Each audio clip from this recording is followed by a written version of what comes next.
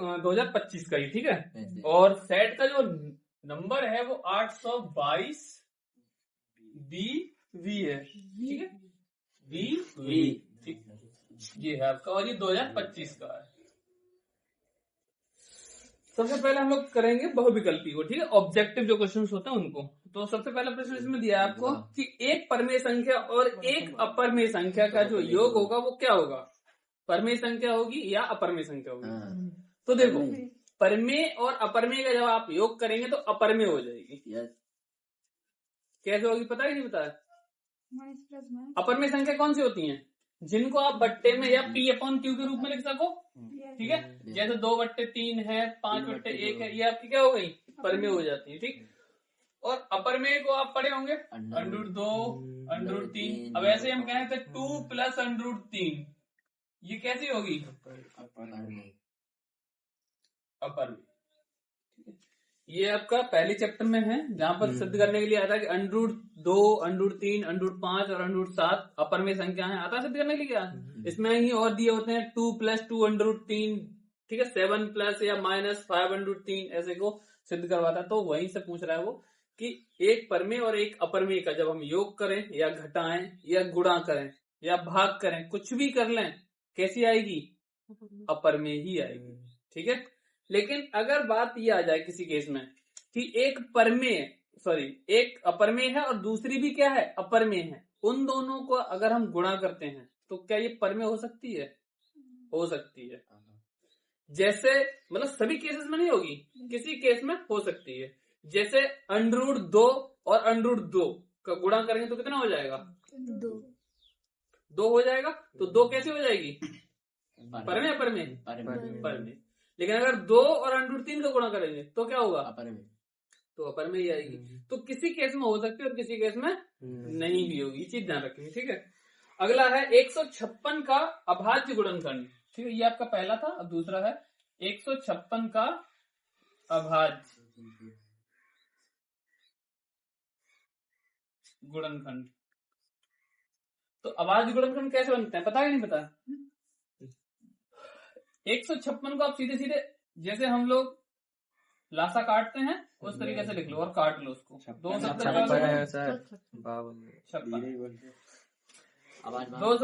14 और 2 8 16, 2 3 6 और 2 9 18, 3 से कटेगा 3 एकम 3 और 3 3 9, ये 13 से कट जाएंगे, 13 एकम 13। अब यहाँ लिखेंगे हम 156 बराबर 2 गुणा 2 गुणा 3 गुणा 13। अब इसको जब हमें अभाज्य में बदलना होगा ना तो हम एक जैसी संख्या कितनी बार आई है इसको देख लेंगे। तो जैसे 2 को 2 बार लिखा गया तो 2 की घात 2 गुणा 3 गुणा 13, ये आपके हो जाएंगे अभाज्य गुणनखंड, ठीक है। ये आपको दिए हुए हैं, इसमें ऑप्शन नंबर बी रहेगा आपका, ठीक है। फिर आगे कह रहा है, अगला दिया है तीसरा। तीसरे में कह रहा है आपसे 3x + 5y बट्टे 3x - 5y बराबर 7/3।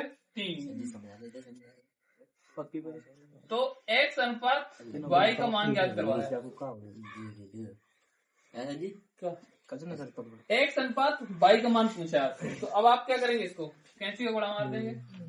3 3 9 प्लस 3 5 15 y बराबर, इसका इधर करेंगे 7 की 21 और 7 5 35 y। अब देखो x को उधर ले जाओ, y को इधर ले आओ। तो x को उधर ले जाओ तो क्या हो जाएगा, इधर y को इधर लाएंगे हम लोग, तो 15y प्लस 35y बराबर 21x - 9x। इधर आप जोड़ेंगे तो कितना हो जाएगा, 50 y बराबर इधर कितना हो जाएगा, ये 12x, ये मेरा x है, ठीक है।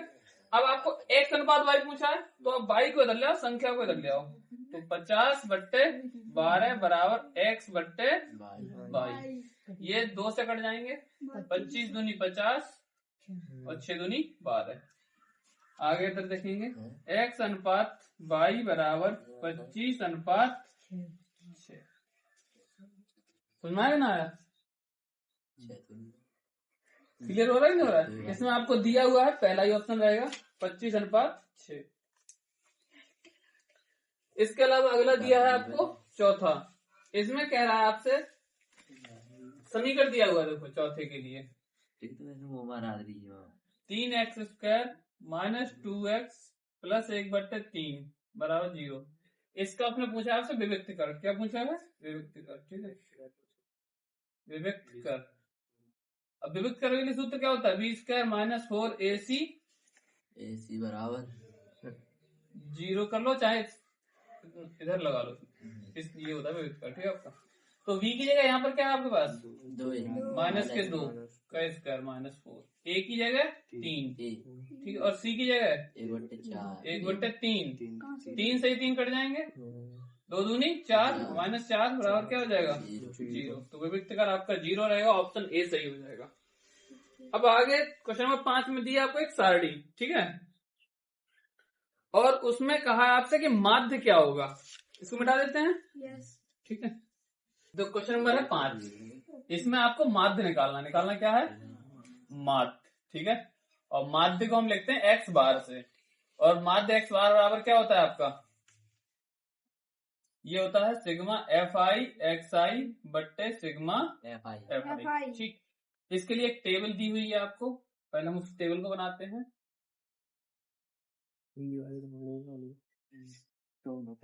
यहाँ वर्गांतराल दिया है, ठीक है, सूत्र वर्गांतराल। यहाँ बारंबारता होगी आपकी, यहाँ xi होगी आपकी, ठीक है, यहाँ पर fi इंटू xi। 2 से 4 है, 4 से 6 है, 6 से 8 है, 8 से 10 है, और 10 से 12 है। कैसे? 2 4 7 x2 माइनस 3 4।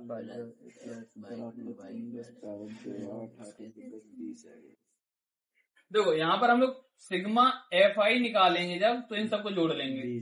4 2 6 7 13 13 3 16 और 4 20, ठीक है। xi दोनों का जो इसको जोड़ के 2 से भाग देंगे, तो 4 2 6 का आधा 3, इसको जोड़ेंगे 6 4 10 10 का आधा 5। इन दोनों का अंतर कितना हो रहा है? 2 का अंतर लिख दो, 7 9 11। इनका गुणा करो, 2 3 6 4 5 20 7 7 49 9 3 27 11 4 44। इनको जोड़ लो, सिग्मा fi xi बराबर 6 9 6 15 15 और 11 कितने हो जाएंगे? 26 हासिल 2 4 2 6 6 12 12 2 14, इतना ही है। अब x बार बराबर सिग्मा fi xi बट्टे सिग्मा fi 146/20 कितना हो जाएगा? यहाँ दशमलव आ जाएगा, 14.6 बट्टे 2 7.3, ठीक है। और इसमें ऑप्शन दिया है आपको 7.3, डी ऑप्शन रहेगा आपका, ठीक। अब छठा देख लेते हैं इसका। इसमें कह रहा है त्रिभुज एबीसी में डीई और बीसी समांतर हैं, ठीक है, यानी डीई जो है वो बीसी के समांतर है। तो एडी बराबर 5 दिया है और डीबी बराबर 3 दिया है और एई बराबर 2, तो एसी की माप निकलवाइए। चलिए तो देखो क्वेश्चन नंबर 6,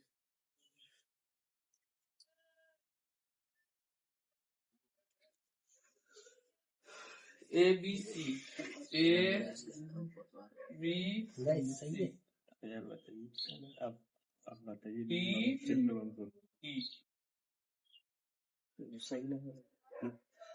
यहाँ से यहाँ तक का ये दिया 1.5 सेंटीमीटर, ठीक है। एडी दिया है 1.5 और डीबी दिया आपको 3 सेंटीमीटर, यानी ये वाली दी है आपको 3 सेंटीमीटर, ठीक है। इसके अलावा एई दिया है आपको 2 सेंटीमीटर और ये ईसी निकलवाइए आपसे, एसी निकलवाया, एसी निकलवाया, क्या निकलवाया आपसे? अब देखो ये किस चैप्टर से है आपका? त्रिभुज वाले चैप्टर से है। अब ये त्रिभुज वाले में कौन सा नियम लगेगा जो बताओ, मैं याद है कि नहीं याद है? समरूप त्रिभुज का नियम याद है? जिन जब किन्हीं 2 त्रिभुजों, यानी जब 2 समरूप त्रिभुज होते हैं तो उनकी 2 संलग्न भुजाओं का अनुपात जो होता है वो बराबर होता है, तो तीसरी भुजा जो होती है वो कैसी होती है, समांतर होती है। अब पहले से ही एक भुजा समांतर दी है, तो इसका मतलब क्या है कि इनकी दो संलग्न भुजाओं का जो अनुपात होगा वो कैसा होगा, बराबर।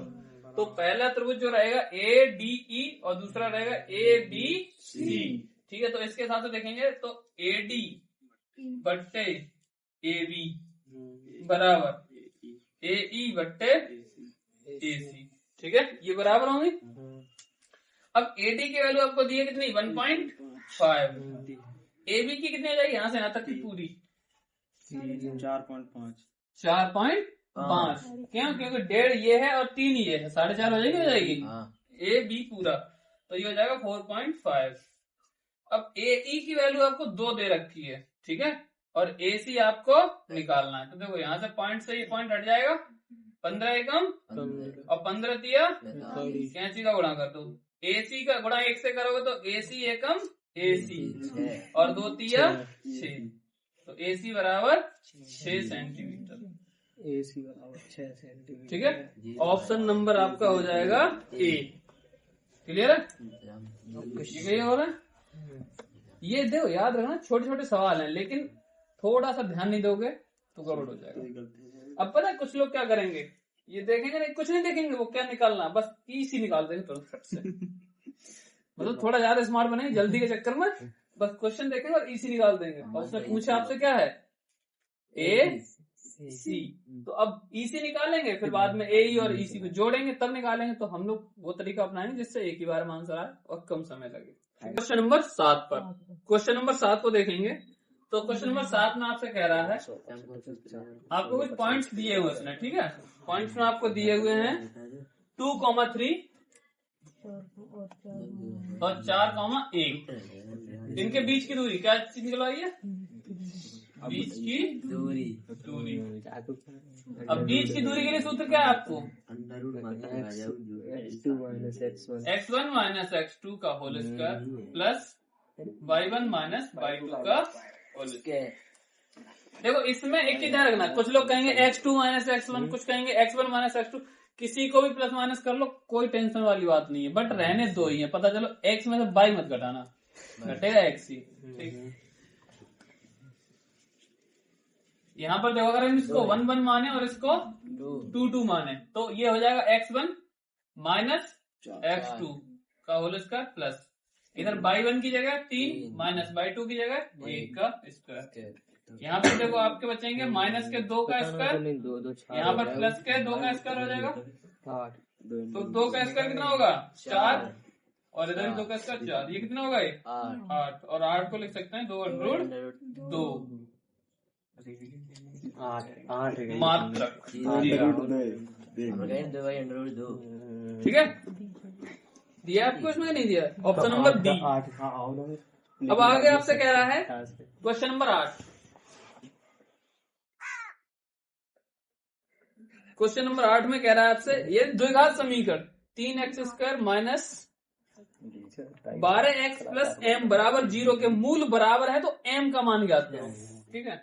इसमें आपको दिया हुआ है 3x² minus 12x plus m बराबर 0, ठीक है। काम लग रही है, ठंड लग रही है, ठंड लग रही है, फोन करें मकान ऐसी m का मान ज्ञात करवाया आपसे, ठीक है। इसके लिए कौन सा सूत्र लगेगा बताओ, व्यक्त कर लगेगा,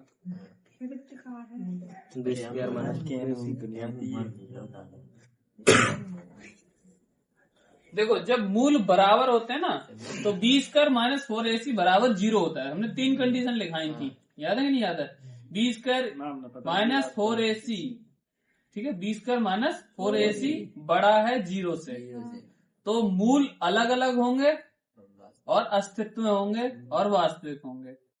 b² माइनस 4ac बराबर 0 है तो मूल बराबर होंगे और वास्तविक होंगे और अस्तित्व में होंगे, ठीक है। तीसरी कंडीशन आती है b² माइनस 4ac छोटा है 0 से, इसका मतलब संख्या माइनस में आएगी, तो उस समय मूल अस्तित्व में नहीं होंगे, मूल काल्पनिक होंगे, ठीक है। तो यहाँ पर ये बराबर है तो ये लग जाएगा। अब b की जगह इसमें क्या है, 12, यही है ना सभी कोड आपका? ठीक है, तो यहाँ हो जाएंगे -12 का स्क्वायर -4, ए की जगह आपके 3 है और सी की जगह m बराबर 0। 12 12 में 144 होते हैं और 4 12, m बराबर 0। इसको उधर ले जाएंगे, 144 बराबर 12m, 12 इधर भाग में आ जाएंगे, 12 ही आएंगे। 12 में चला जाएगा, m बराबर कितना हो जाएगा आपका 12। तो इस तरीके से आपका m का मान निकल आएगा। ऐसे ही कहीं k का मान दे देगा, कहीं कुछ दे देगा, निकलवाएगा ही बराबर आपसे। के तो मानता हूँ पता है 0 है। 15 और 25 सुनो ध्यान से, 15 और 25 इनका आपको लासा दिया हुआ है, सॉरी मासा दिया हुआ है, HCF दिया हुआ है 5 और लासा निकलवाया है। सूत्र कौन सा लगेगा बताओ प्रशांत? अब जब समझा रहे होते तब इधर उधर बातों में ध्यान रहता है, तब इधर ध्यान नहीं रहता कि क्या समझा रहा है। पिछले का ही पूछ लेंगे तो भूल गए हो पिछले में क्या लगवाया है। और हम ये भी बात तुमको पिछली दफा बता चुके हैं, हमने कहा हम पूछेंगे सूत्र तुमसे, तो याद करके आप, प्लस साथ ही साथ जब समझा रहे तो उसको भी थोड़ा फोकस कर लो, पीछे बातें बाद में भी हो जाएंगी। के को मान बता रहे हैं 0।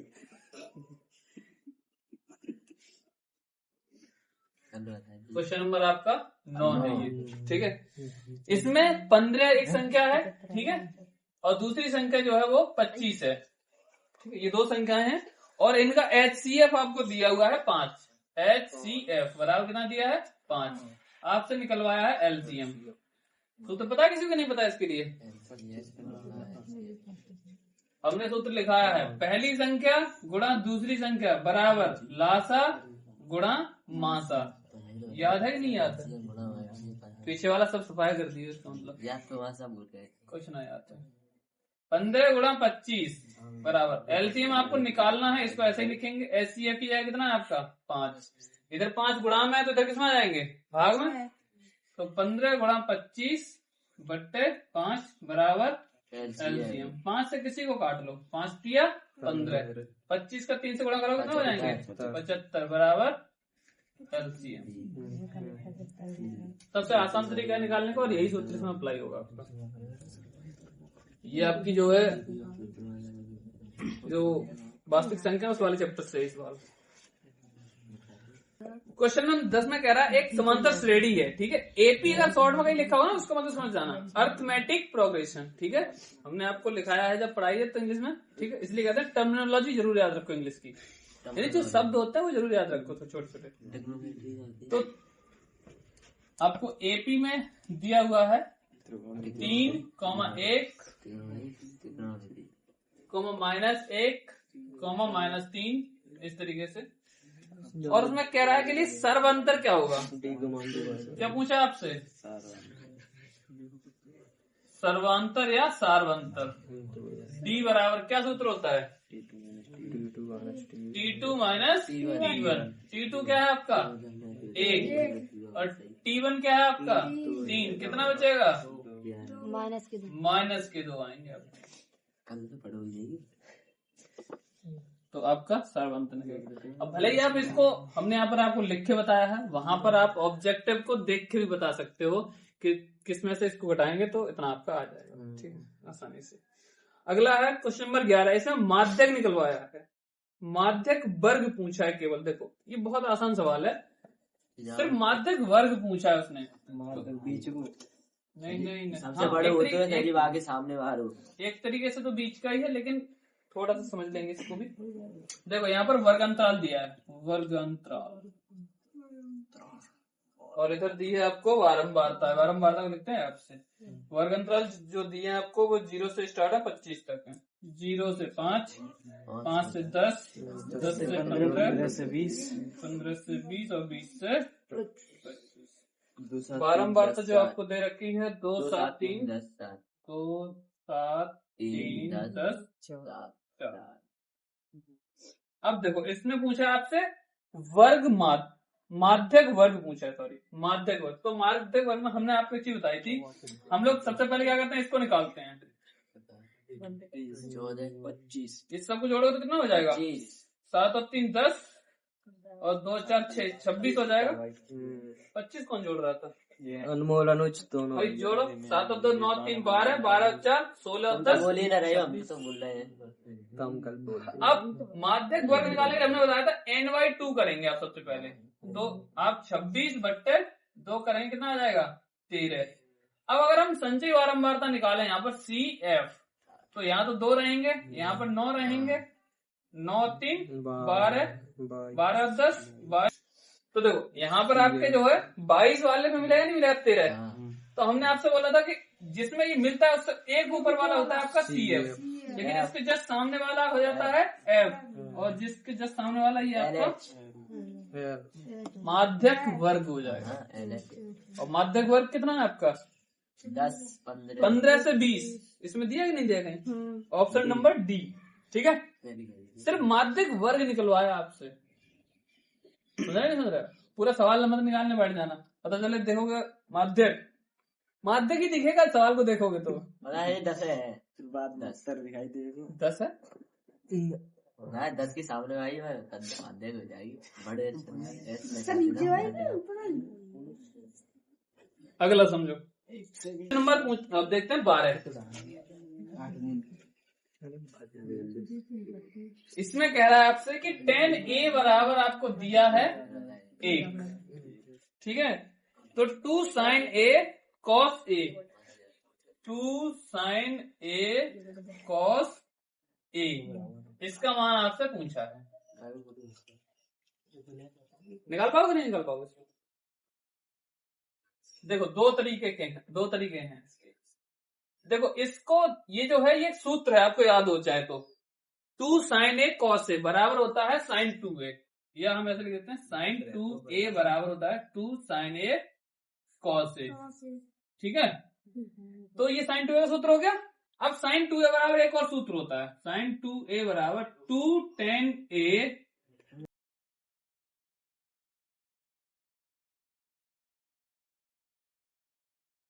अब देखो sin 2A, यहाँ देखो 2 तो 2 रहेंगे, और tan A का मान क्या है? 1 1 + 1 2/2, और sin 2A बराबर 1। ऑप्शन सी।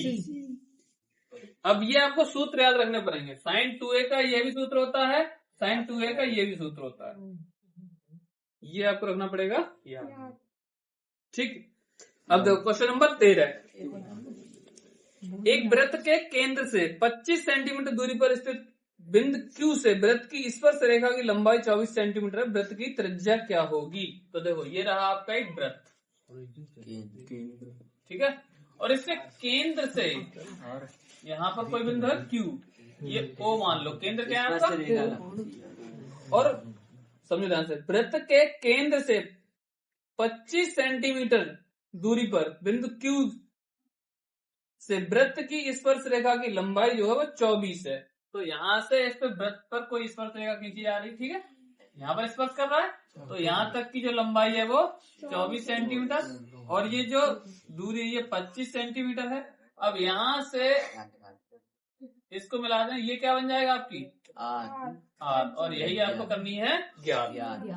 तो देखो यहाँ पर इसको अगर हम P मान लें, क्या मान लें? P, तो यहाँ जाए त्रिभुज PQO में ये एक समकोण त्रिभुज क्या होगा? यह है एक समकोण त्रिभुज होगा।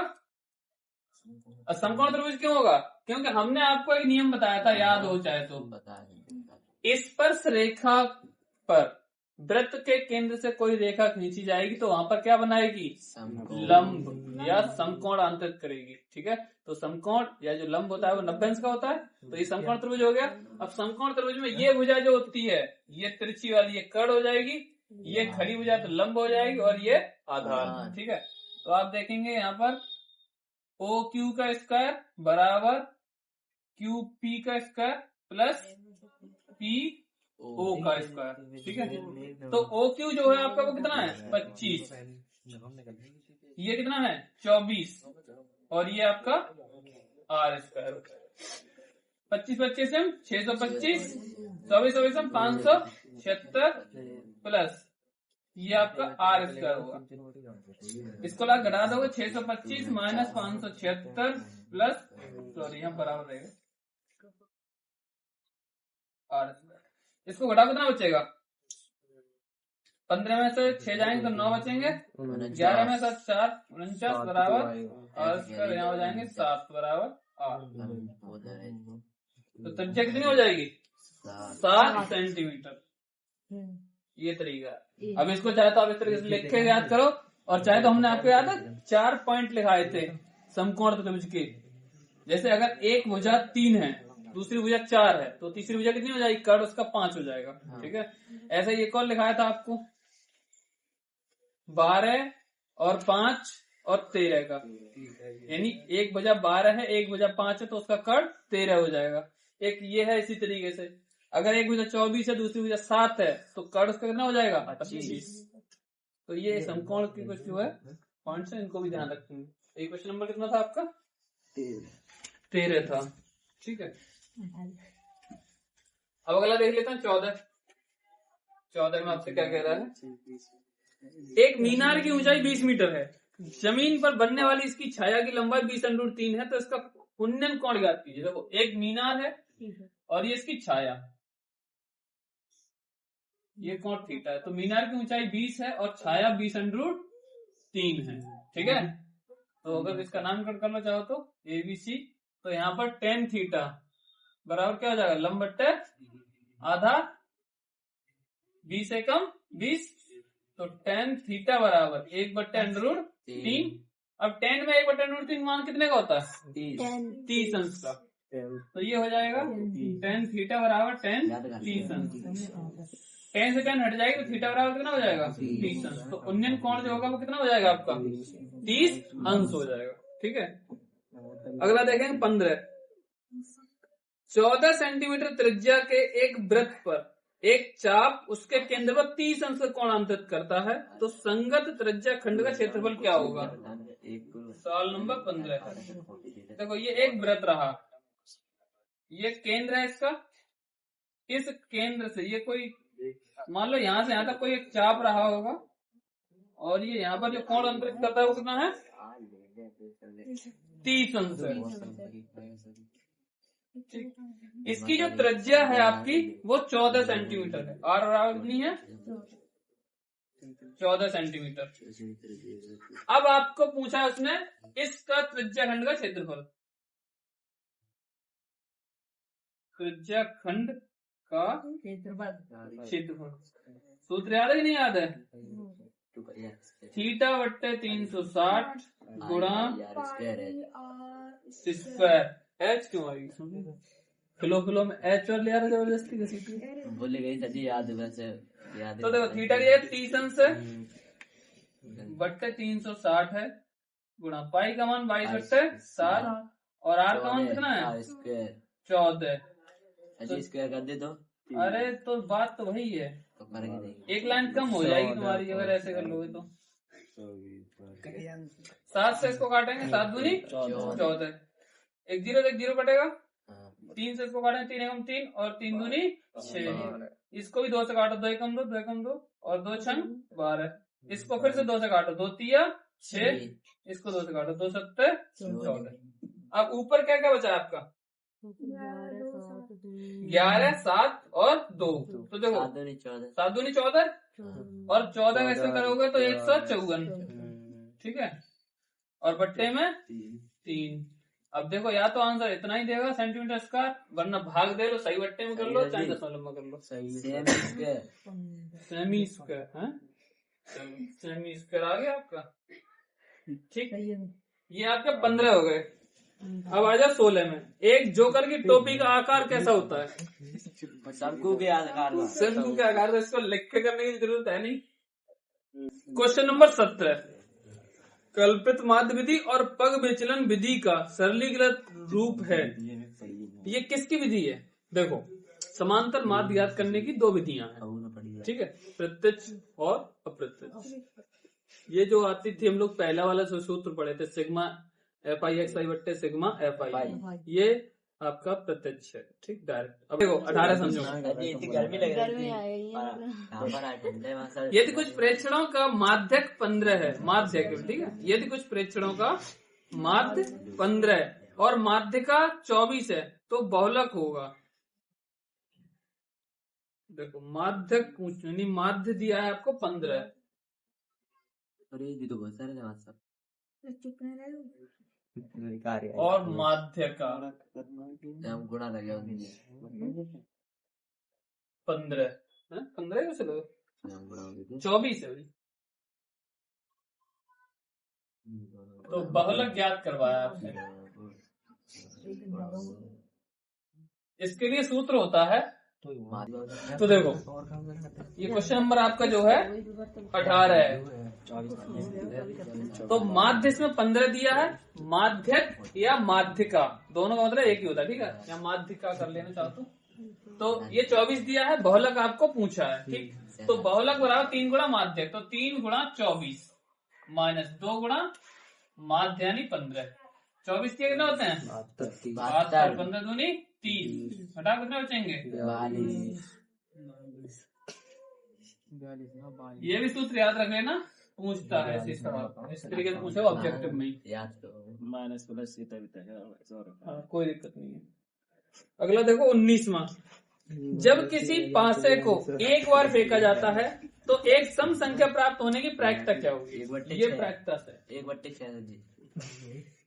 अच्छा ये बच्चे दो उत्तर देख पिट लेते जाओगे तुम। यहाँ देखो आपसे पूछी उसने प्रायिकता, उत्तर तो तो गलत देख एक जो पासा है उसको आप फेंकोगे तो उसमें संख्या जो 6 तक लिखी होती है, तो 6 में से वो पूछ रहा है कि सम संख्या आने की प्रायिकता कितनी होगी। तो सम संख्याएं कितनी है टोटल उसमें 2 4 6 3 संख्या होंगी, 2 4 और 6। पांसे पे जो संख्या लिखी होती है वो 1 से लेकर 6 तक लिखी होती है, इसमें सम संख्या कितनी है 3 और कुल संख्या कितनी है 6। तो हमने आपको एक सूत्र लिखाया था, प्रायिकता बराबर क्या था, याद है कि नहीं याद है,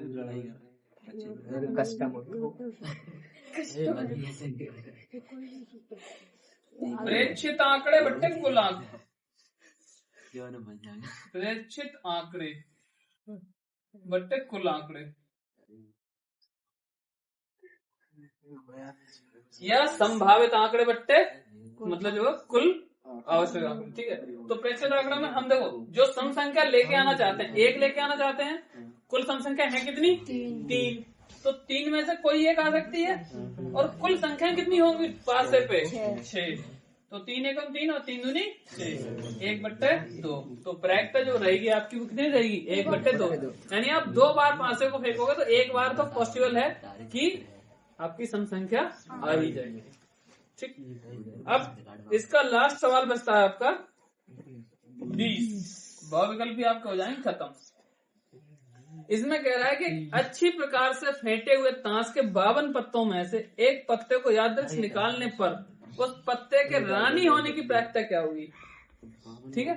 52 पत्ते हैं टोटल गड्डी में, ठीक, उसको अच्छे से फेंट लिया आपने।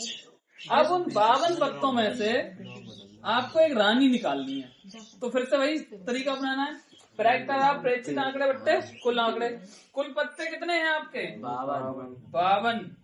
अब प्रेक्षित आंकड़े, प्रेक्षित मतलब जो चीज निकाल रहे हो, निकाल रहे हैं क्या है हम रानी, तो रानी पूरी गड्डी में कितनी होती है एक होती है, 4 होंगी रानी। एक 4 प्रकार के होते हैं पत्ते, हुकुम, ईंट, चिड़ी और पान, तो 4 प्रकार की रानी होंगी उसमें। सर लेके आए, लेके आए गड्डी, निकालो गड्डी निकालो, 4 एकम 4 और 4 एकम 4 12, प्रायिकता होगी 1/13, ठीक है। देखो ये 4 रानियां होती है, क्वीन बोलते हैं इसको, क्योंकि ये जो वर्ड होता है वो क्यू के जैसा होता है ना, इसलिए क्वीन बोलते हैं इसको, और हिंदी में तो रानी कहेंगे, ठीक है। तो ये 4 होती, 4 अलग अलग कलर की होती, तो टोटल पत्ते आपके हो गए 52 और 52 में से रानी कितनी 4, तो 4/52 और 4 से कट जाएगा तो 13 चौक 52, तो आपकी जो प्रायिकता होगी वो 1/13, ठीक है। ये आपके रानी होने की प्रायिकता है।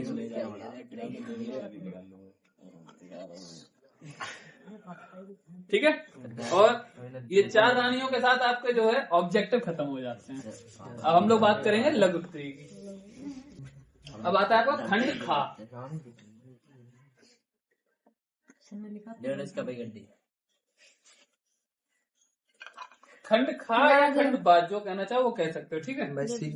इसमें वर्णात्मक होंगे और आपको इसमें से जो है जो भी नंबर मतलब क्वेश्चन होंगे वो 2 नंबर का होगा प्रत्येक क्वेश्चन। तो इसमें पहला क्वेश्चन समझ ध्यान से। अब हम 7 के साथ सूत्र पूछते चलेंगे आप लोगों से। इसमें पहला प्रश्न आपसे कह रहा है कि एक लंबवृत्तीय शंकु की ऊंचाई और आधार का व्यास क्रम से 48 और 28 सेंटीमीटर, शंकु का आयतन ज्ञात करो। तो देखो भाई ये रहा आपका शंकु।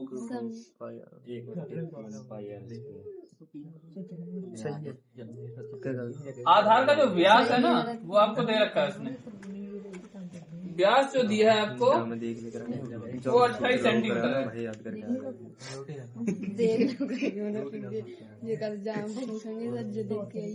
और ऊंचाई आपको दी रखी है उसने कितनी, 48 सेंटीमीटर। और पूछा है आपसे आयतन। आयतन का सूत्र क्या होता है बताओ।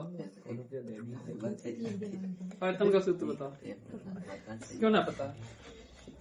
शंकु का आयतन अच्छा लिखे हैं कि ना लिखे हैं मुझे बताओ। फिर लिखे खाने तो आई मैं लिखवा पिछली वीडियो देख क्यों पाओगे। 1/3 पाई आर स्क्वायर एच, ठीक है। ये आपके शंकु का आयतन होता है, ठीक है। तो 1/3 पाई का मान 22/7 और आर का मान कितना है। देखो व्यास आपका जब 28 है तो त्रिज्या कितनी होगी 14 आधी हो जाती है। तो आर स्क्वायर है तो 14 गुणा 14 हो जाएगा। और एच कितनी है 48। 7 से इसको काटेंगे 7 दूनी 14, 3 से इसको काट दें 3 3 छक 18, 22 गुणा 14 दूनी 28 गुणा 16। 22 अट्ठे कितने होते हैं, ज्यादा ही नहीं आता पड़ा। 28 का कर लो, 22 का नहीं आता 28 का कर लो। 28 दूनी 56 और 28 दूनी 56 और 56 और 5 61 हो जाएंगे। अब गुणा 16, 16 छंग 96, 16 एकम 16, 16 और 9 25 हासिल 2, 16 छंग 96, 96 और 2 98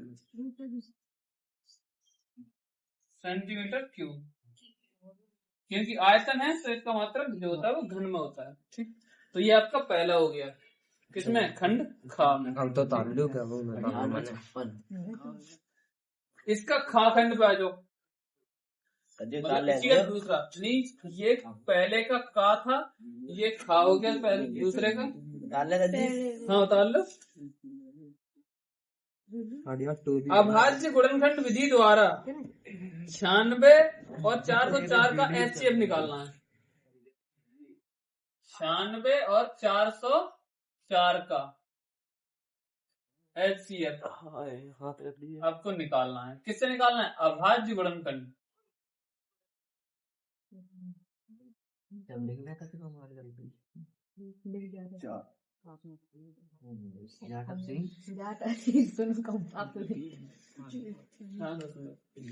अभाज्य गुणनखंड विधि कौन सी होती है, पता ही नहीं पता। अभाज्य गुणनखंड विधि अलग अलग करके काटे जाएंगे, ठीक है। 96 को जब आप काटेंगे तो कितना हो जाएगा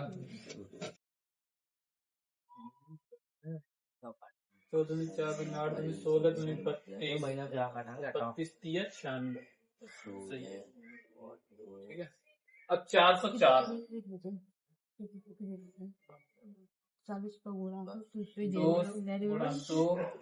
एक से एक तो किसी में आता ही नहीं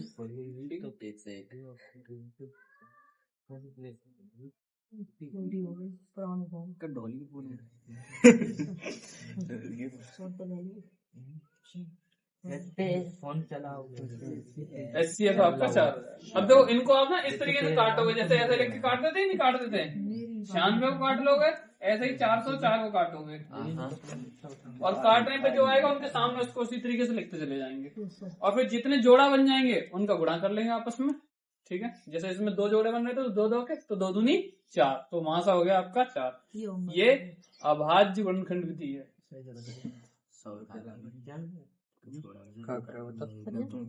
पहले का गा, इसमें आपसे कह रहा है कि 2 बिंदु दिए हैं आपको -1,7 और अगला दिया है आपको 4,3।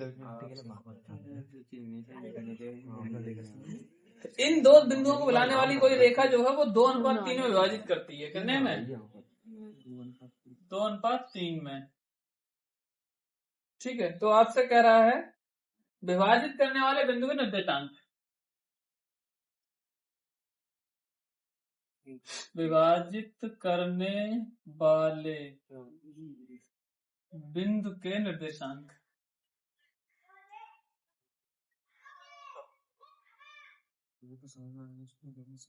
अब बताओ किसको याद है इसका सूत्र? याद है? बताओ। M2x1 x बराबर M1 m1x2 plus M2 m2x1 M1 plus m1 plus. अब m1 देखो, इसको अगर हम m1 मान लेते हैं तो ये हो जाएगा आपका m2। इसको 1 1 मानेंगे तो इसको 2 2। तो m1 की जगह आपका 2, x2 की जगह 4, -4 है क्या? -3 है। m1 x2 हो गया आपका प्लस m2 x1। m1 का मान 2 प्लस 3 तो 4 दूनी 8 -3/5। ये 5/5, 5 एकम 5। तो इधर x है तो x बराबर क्या आ जाएगा अपना 1। ऐसे ही y का निकालेंगे तो y बराबर हो जाएगा m1/2 प्लस m2/1 बट्टे m1 प्लस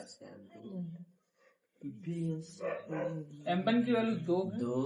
y2 का जो मान है आपका वो आपका -3 है प्लस 3 और 7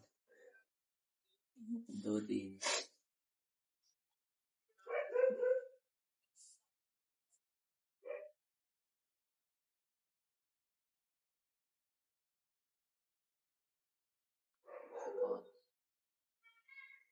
15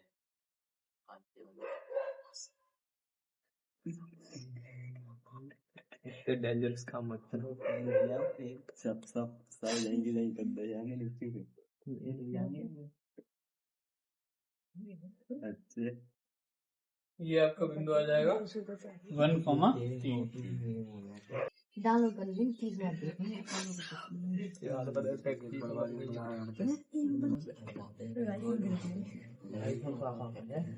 हो गया पूरा? इसको समझो ध्यान से। आपसे कहा है उसने साइन अल्फा बराबर 1/2 और कॉस बीटा बराबर 1/2। तो अल्फा प्लस बीटा का मान निकालिए। निकाल पाएंगे? नहीं निकाल पाएंगे? पहले इसको पकड़ लो साइन अल्फा को। तो साइन अल्फा बराबर 1/2। साइन की टेबल में 1/2 मान कितने का होता है? साइन 30 का। तो साइन अल्फा बराबर साइन 30। साइन से साइन हट जाएगी, अल्फा बराबर कितना आ जाएगा? 30 अंश। अब इसको पकड़ लो कॉस को। तो कॉस बीटा बराबर 1/2। कॉस की टेबल में 1/2 मान कितने का होता है? 60। तो कॉस बीटा बराबर कॉस 60। कॉस से कॉस हटेगी, बीटा बराबर कितना हो जाएगा? 60 अंश। अब पूछा क्या है? अल्फा प्लस बीटा 30 प्लस 60 बराबर 90।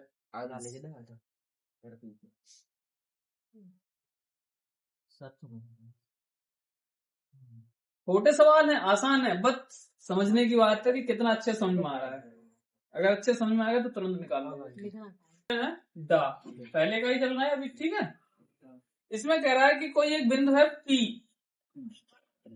-6,8।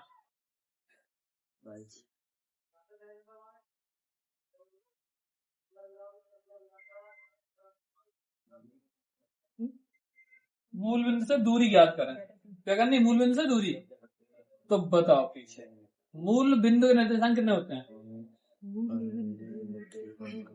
बोलो। 0,0 है मूल बिंदु की हाँ 0,0 0,0 ध्यान रखो, उसमें दिए नहीं दूसरे निर्देशांक, उसने मूल बिंदु कह दिया था, मूल बिंदु निर्देशांक क्या हो जाए 0,0। तो एक बिंदु ये दिया है तो मूल बिंदु निर्देशांक हो जाएंगे, यानी आप देखेंगे यहाँ पर -6,8 और दूसरा बिंदु हो जाएगा आपका 0,0। तो इसको हम 1 मान लेते हैं, इसको मान लेते हैं 2 ठीक है। तो D बराबर सूत्र हो जाता है आपका x1 माइनस x2 का whole square plus y1 minus y2 का होल। x1 की जगह -6 माइनस x2 की जगह 0 का स्क्वायर प्लस यहाँ 8 माइनस 0 का स्क्वायर -6 का स्क्वायर प्लस के 8 का स्क्वायर। 6 छक 36 और 8 है 64। समझ नहीं रहा ये कितना हो जाएंगे पूरे बताओ। आधी आएगी 100 हो जाएंगे ऐसे ही। यहाँ वर्गमूल ले लेंगे तो 10 बाहर आ जाएंगे, ठीक है। D बराबर 10 मात्रा। चलो अगला है चा है, डा के बाद चा। ये है आपका cot A minus cos A बट्टे कोट ए प्लस कोस बट्टे cot A plus cos A बराबर सेक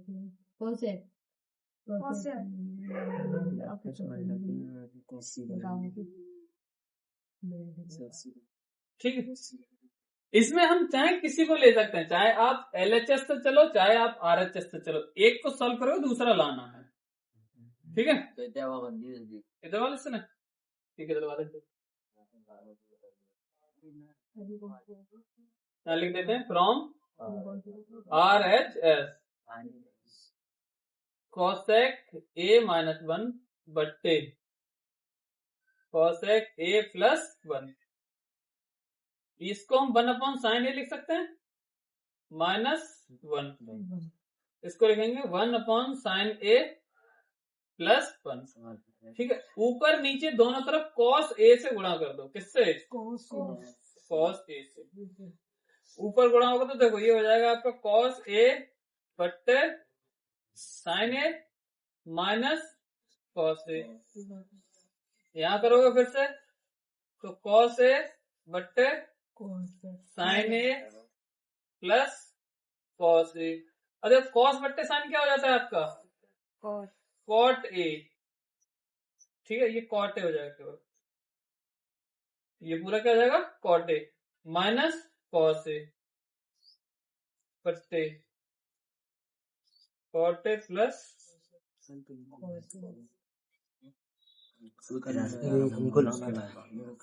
LHS आ गया। हमें लाना था कॉस, इधर क्या लाना था हमें, कॉस। तो इसलिए हमने कॉस से मल्टीप्लाई किया, तभी कॉस बट्टे साइन से कॉट बनेगी, समझ रहे हो, इसलिए कॉस का मल्टीप्लाई किया। कॉट तो वही था जी, कॉट और कोस। अरे तो कॉस बट्टे साइन हो जाएगा तो वो कॉट में नहीं बदल जाएगा। कॉट थीटा बराबर क्या होता है, कॉस थीटा बट्टे साइन थीटा। चलो अब देखते हैं क्वेश्चन नंबर दूसरे का था, इसको भी समझेंगे ध्यान से।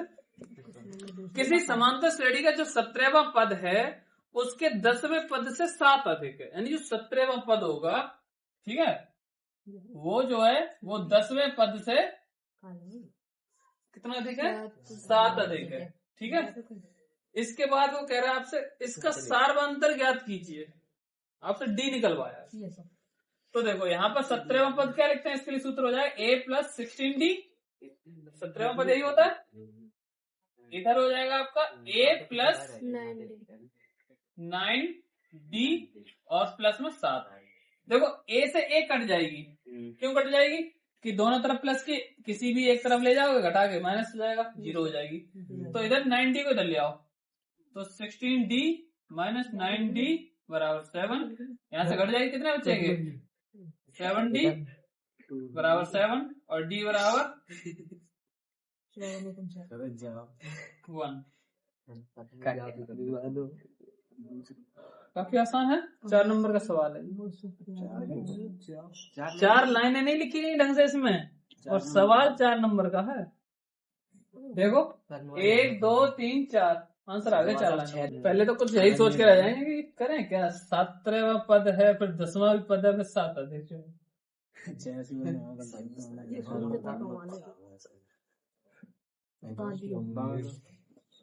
हो गया ये पूरा?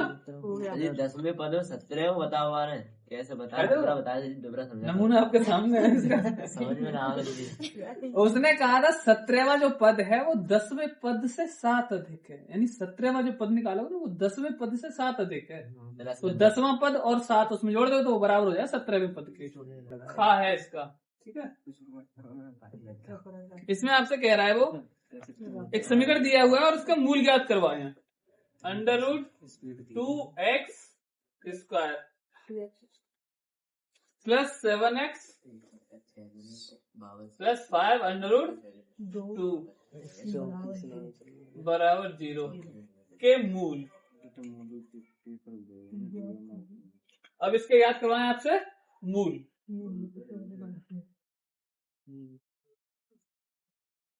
देखो अब इसका पहले का और लास्ट वाले का करेंगे अब गुणा। कितना हो जाएगा? 2 10 10 आ जाएगा। 5 गुणा 2 बराबर 10 हो जाएगा, क्योंकि √2 और √2 गुणा 2 हो जाएगा, 5 के साथ करेंगे तो 5 दूनी 10। अब 10 को ऐसे 2 भागों में तोड़ो कि जोड़ने पर हो जाए 7, तो 5 दूनी 10 होते हैं। 2 5 और 2 5 और 2 होंगे भाई, 7 और 3 बोल रहे हो तुम। हम 10 7 और 3 10 जोड़ रहे हैं और गुणा करके कितने रहे? मतलब गुणा करने पर 10 आना चाहिए, लेकिन जोड़ने पर 7, तो 5 दूनी 10, 5 और 2 7 हो जा रहे हैं और गुणा करने में 10 हो जा रहा है। तो ये हो जाएगा आपका √2x square plus 5 plus 2x plus 5 √2 बराबर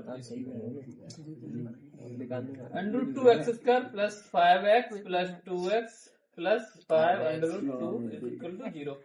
इन दोनों में से आप केवल x कॉमन ले पाएंगे, यहाँ से √2x प्लस 5, इन दोनों में से √2 कॉमन हो जाएगा, ठीक है। यहाँ बचेगा √2x प्लस 5 बराबर 0। ये ब्रैकेट बाहर निकल आएगा आपका √2x प्लस 5 का, अंदर बचेगा x प्लस √2 बराबर 0। अब मूल निकलवाएं तो लिखेंगे जब x बराबर √2x प्लस 5 बराबर 0, तो अंडर के 2x बराबर -5 और x बराबर हो जाएगा -5 बटे √2। एक मूल ये आ जाएगा आपका निकल के। दूसरे में ऐसे लिखेंगे जब x प्लस √2 बराबर 0, तो x बराबर -√2। ये दूसरा हो जाएगा, तो आप लिख देंगे इस तरीके से नीचे मूल अल्फा बराबर -5 बटे √2 और बीटा बराबर -√2। दोनों मूल निकल आया। एज इट इज आपको लिखना आंसर में, ध्यान रखना फिर इधर उधर। अल्फा बीटा लिखना है। अल्फा बीटा दोनों करवा चुका नहीं करवा चुका? हो जाएगा, हो पाएगा नहीं? ये अभी पिछले दिन तो मतलब कुछ दिन पहले तो करवाए हैं। कौन सा जी? ये करना अपना तो ठीक है। ये होमवर्क और देखो एक जो है क्वेश्चन नंबर डा जो दिया है, क्वेश्चन नंबर डा, तो देखो क्वेश्चन नंबर डा कल ही करवाए हैं, बिल्कुल सेम टू सेम क्वेश्चन आया है, कोई अंतर नहीं है। x प्लस वाई का मान निकलवाए थे, हाँ जी सर, बिल्कुल सेम सवाल है। और ये हर बार आता है। ऐसे ही अब क्वेश्चन नंबर 1 है 4, ये प्रायिकता पर है, ठीक है। इसमें कह रहा है किसी कारण 12 खराब पेन 132 अच्छे पेनों में मिल गए। यह केवल देखकर यह नहीं बताया जा सकता है कि जो पेन है वो कोई खराब है या अच्छा है। इस मिश्रण में से एक पेन ऐसे ही, यानी यादृच्छिक का मतलब होता है ऐसे अचानक से निकाला जाता है, तो निकाले गए पेन के अच्छे होने की प्रायिकता ज्ञात कीजिए। तो देखो इसको देखते हैं, इसको लास्ट 4 खराब पेन कितने हैं? 12। खराब पेन बराबर 12 और सही यानी अच्छे पेन 13 132। कुल पेन कितने होंगे? 13 32 11 11 बट्टे 44 हो जाएंगे। है ना, एक बट्टे कुल पेन जो है 144 हो जाएंगे। इसमें बाप दो बार अब जो है आपसे उसने पूछा है कि किसी अच्छे पेन को निकालने की प्रायिकता बताइए। ठीक है, अच्छा पेन होगा, इसकी प्रायिकता क्या होगी? तो हमने आपको बताया था प्रायिकता के लिए क्या बताया था, सूत्र याद है? बता। प्रेक्षित आंकड़े बट्टे कुल आंकड़े। तो प्रेक्षित में हम निकाल क्या रहे हैं? पेन सही पेन हमें प्राप्त करना। सही पेन तो सही कितने हैं? 132 कितने में? 144। 4 पे कट जाएंगे, 4 तिया 12 और 4 तिया 12, ये भी 4 से कट जाएंगे। 4 तिया 12 और 4 छंग 24, 3 से कट जाएंगे। अब देख 3 एकम 3, 3 एकम 3, 3 एकम 3, 3 दूनी 6, से 11 बट्टे 12। बहुत यानी अगर आप 12 पेन निकालो तो उसमें से 11 सही होंगे, एक ही खराब हुई। एक खराब, क्योंकि 132 में केवल 12 ही पेन तो खराब है। ठीक है, तो ये आपकी प्रायिकता हो जाएगी 11 बट्टे 12। इतनी चीज टैलेंट लगाओ तो सब रील सही लगा है बाबा लोग पढ़ेंगे बाबा लोग पढ़ेंगे। अगला आता है क्वेश्चन नंबर 3। काफी इंटरेस्टिंग क्वेश्चन है, बढ़िया से समझना, बढ़िया से करना। एक भिन्न है, यही समझ लो, उसके बाद छोड़ दे। उसका जो रहेगा तो बस ये करके तो एक कोई भिन्न है जो 1/3 हो जाती है जब उसके अंश से 1 घटाया जाता है, और 1/4 हो जाती है जब उसके हर में 8 जोड़ दिया जाता है। तो भिन्न बताओ। सबसे पहले मान लेंगे, ठीक है? माना भिन्न बराबर x/y, तो अंश इसका x हो गया और हर हो गया y। ठीक, अब ये भिन्न जो है वो आपकी 1/3 होगी। 1/3 कब होगी? जब इसके अंश में से 1 घटाया जाता है। तो अंश इसका है x और इसमें से 1 घटा दो, कैसे गुणा करो? 3x - 3 बराबर y। 3 को उधर ले जाओ, y पे चले जाओ। 3x - y बराबर 3, समीकरण 1। ठीक है, अब दूसरी कंडीशन में आपसे कह रहा है वो कि भिन्न 1/4 हो जाती है जब उसके हर में 8 जोड़ दिया जाता है। तो भिन्न हो जाएगी 1/4 जब उसके हर में हम जोड़ेंगे कितना? 8। कैंची का गुणा करो, 4x अरे हमारी तरह नहीं है बिल्कुल। हम कपड़े धोए रहे, 2 जोड़ी 2 जोड़ी 3 जोड़ी धोए पाए में, और सब परे हैं। ये हो जाएगा समीकरण 2। ठीक है, नहीं देंगे चलिए कपड़ा अब यहाँ लिखेंगे समीकरण 1 एवं 2 से। हम तो वैसे पता है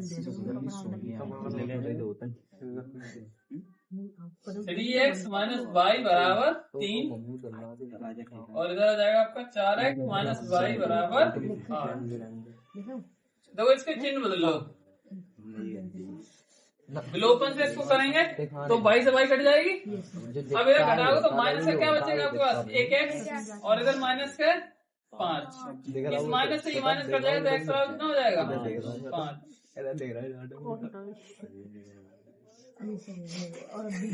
बिन्ना आगे देखो चलो। x का मान जो है हम चाहे समीकरण 1 में रख लें, चाहे रख लें 2 में। यहाँ लिख देते हैं x का मान समीकरण 1 में रखें। चलिए भाई समीकरण 1 को देखते हैं।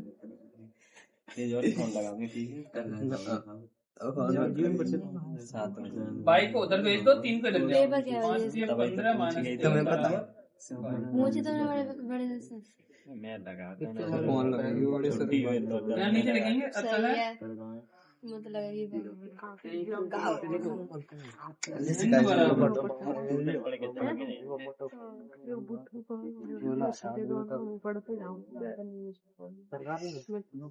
सरकारी